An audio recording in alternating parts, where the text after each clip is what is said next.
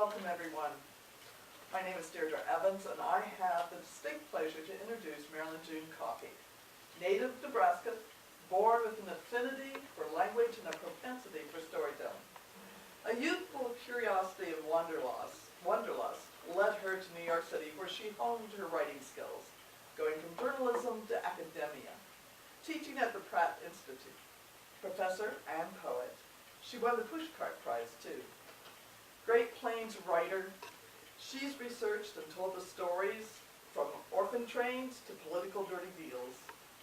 With wit, warmth, and wry humor, Marilyn shares her stories of gusto and delight. I give you my friend, Marilyn June Coffey.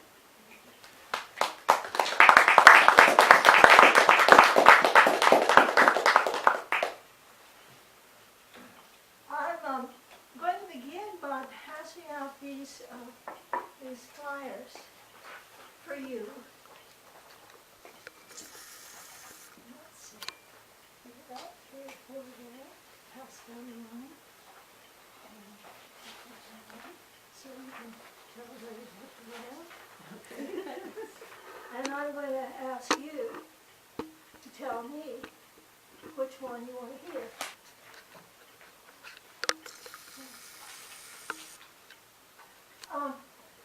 Those of you that know your Nebraska history know that in 1935, a flood came down the Republican River of sizes and with consequences that have never been seen before.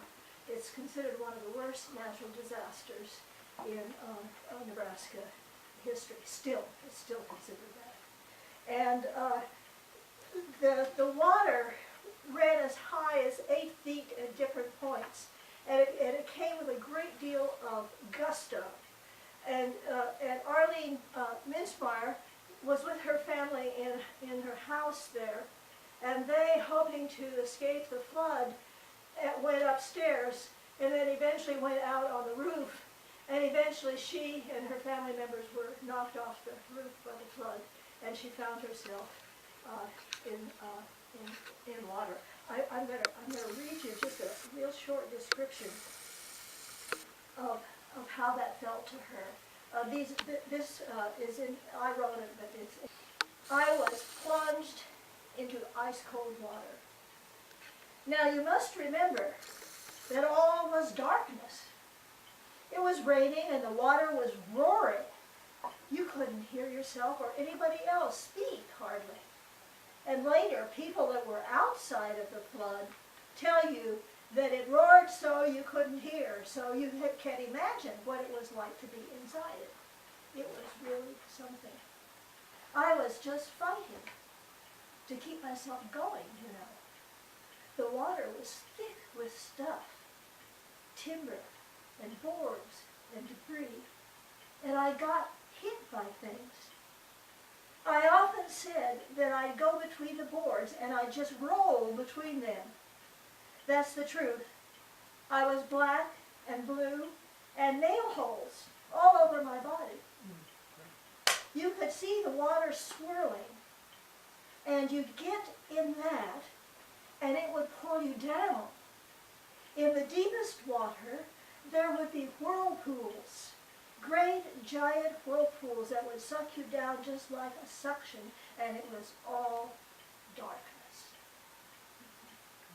So when I was working on my book, Great Plains Patchwork, I had come out to the Harlan County area, and I heard that her story had never been told.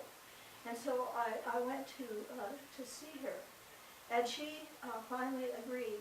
She was very touchy about it. She finally agreed that I could have her story. I told her that instead of taking notes, what I would do is I would tape record her. And then that way she would know that it was her very own words and her way of telling the story. And I did that. And of course I edited it because a tape recorder usually needs a little bit of that. And she told me that she had never let any reporter get her story. She was very, very closed about it. It was a powerful story. She lost her mother in the process, so it had all kinds of emotional repercussions too. And but she said Willa Cather had come to see if I would tell her this story, and I did agree to that.